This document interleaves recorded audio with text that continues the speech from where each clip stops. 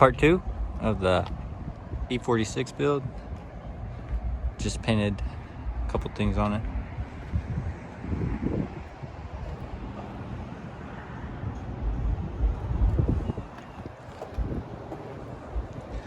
I know it still needs some work, but this is only temporary and it's starting to look really good.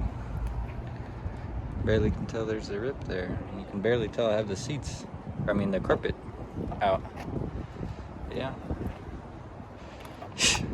Definitely needs some more work, better line work, but not bad for an afternoon.